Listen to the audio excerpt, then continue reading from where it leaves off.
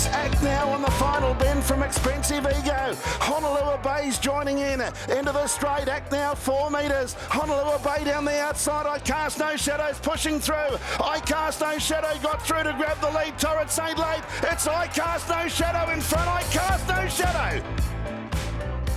Harness racing's most anticipated series, the Inner Dominion, is here, and I'm so excited to be part of the Sky Thoroughbred Central coverage on finals night, December 16. So I thought I'd come out here to the beautiful Lennox Lodge to brush up on my harness knowledge and possibly get to meet an Inner Dominion champion.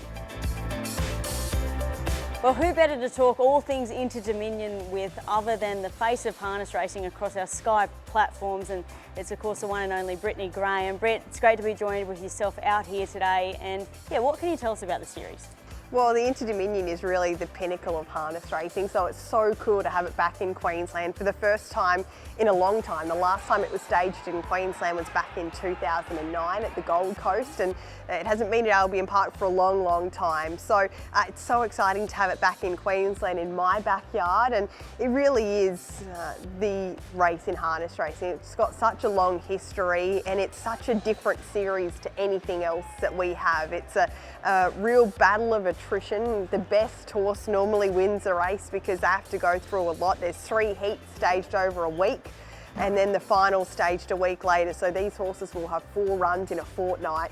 So it really is a battle of fitness, and it's really for the trainer as well a great test of their capability, getting the horses through all of these runs. They'll start off at the short course, a mile, then they'll roll out to 2100. The last round of heats are run over 2600, and then the finals run over 2600. So yeah, it's something that I think is the wonder of the world, because we don't have anything like that in harness racing anywhere else, and it is some sort of competition, and we're going to get to see it in our backyard this year. Speaking of that, you were able to compete in the series last year, which was a lifelong dream of yours. You also had hosting duties, so we'll talk about that, how you were able to juggle that. And we spoke earlier, you said it was in hindsight a really good thing in terms of nerves and things like that, harnessing all of that. But adaptability, you were able to take Majestic Harry down, and he had to adjust to the Victorian climate. Yeah, no doubt. It was a big trip for him. So he went by truck down to Victoria, and just 2 weeks before the first round of heats, he actually got his golden ticket through. So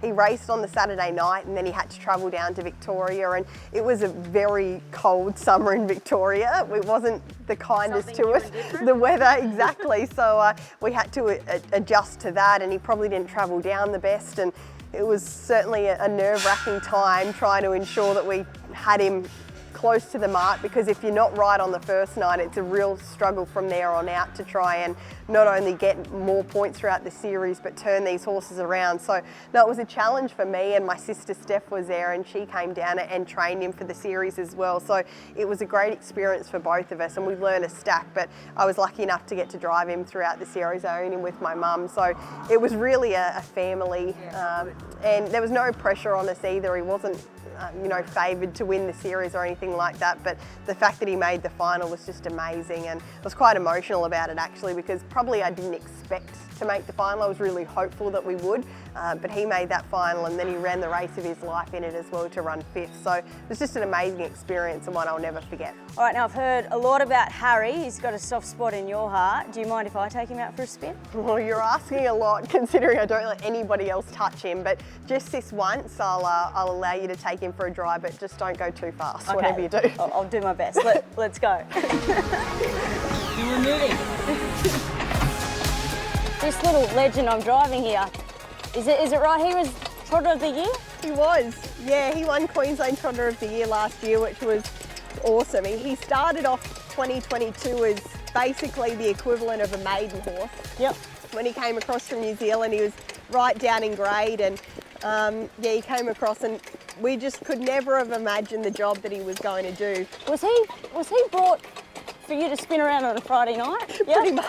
Pretty much, because obviously I work Saturdays and a lot of night times. There's a Tuesday afternoon trotting circuit, and I thought, well, that will work for me, because I'll buy a horse that I can sort of drive in the afternoons just to I guess keep the dream alive, or at least just be able to be out there. And Mum and I bought him together. Get your fix. Exactly, yeah, I needed my fix, and Yeah, all of a sudden he won 2 and 3 of those, and I couldn't drive him anymore because he was out of that grade. So it's a good problem to have. It was a great problem to have. Certainly is. No, that's good. I did read something, and I think your father quoted that he sort of exceeded expectations. And you're driving last year's winner. I am driving last year's winner. This is Red, I Cast No Shadow. He won the winner of the pacing division. So there is the 2 divisions, the pacers and the trotters. Harry was in the trotting division, and Jason Grimson trained I Cast No Shadow to win with Cam Hart aboard. And Di Riley, she's one of the real characters of the sport. She's a great family friend of ours, and Red's now residing in Queensland, and he's looking to go back to back in the Inter-Dominion, so we'll see how he goes. But yeah, it's pretty special to be involved with a horse of his calibre. He's a gorgeous horse to have around. He's a stallion, but most of the time you wouldn't know it. He's just a pleasure to do anything with, and yeah, he's backing up for another test, so we'll see how he goes. He's a good looking boy. He's gorgeous, isn't he? He's very handsome. There's not many chestnut standardbreds, and yeah, he's got it all really. He's got the looks, he's got a great attitude, and he's pretty fast too. We're very lucky here today at Lennox Lodge to be joined by yourself, Diane Riley. It's been a pleasure to meet you earlier today. And of course, you're the owner of I Cast No Shadow, who was last year's Inter-Dominion winner. Tell us a bit about what that was like. To begin with, I didn't think I'd ever win an Inter-Dominion in my lifetime, but to win it on the night was a big thrill.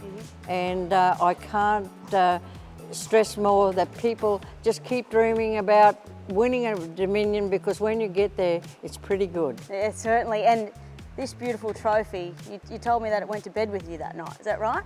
Yes, well, we had celebrations, and I took it to bed with me, yes, slept on the other side of the bed. So I said, if anybody's got any funny ideas, I said, I'm sleeping with it. I've shotgunned. Now, I did read something that where you've got it set up at your house, is it every day when you get in and out of the car, you can see it and you relive it every day? When I get out of my car, I've got a wall full of the pictures. As I walk into my house, I walk through the house and it's in my bar. And I do visit the bar every day, nearly. Yes. No, it's something that I think you've got to just keep on enjoying, and it's everlasting for me now. Certainly, yes. And this year we're back to the Inter-Dominion with I Cast No Shadow. I've met him today. He's a beautiful stallion, beautiful horse, and he's a chestnut horse, which I've learnt today as well. It's not very common with your standard bred. No, that's true. In years gone past, when I've been through the mill, I've been in it about 60 years, red horses weren't there, and red horses didn't seem to be any good, you know, and nobody wanted to buy a red horse. But I don't mind them, and he's got a lovely nature, and I love him to bits, and he's still a stallion, so you never know, I might have a little red one day. Well, I wish you all the best and see you there on the finals night. It'd be fantastic. We hope to be there, and good luck to everybody that's into the Inter-Dominion, and let's have a good race. That's all we need.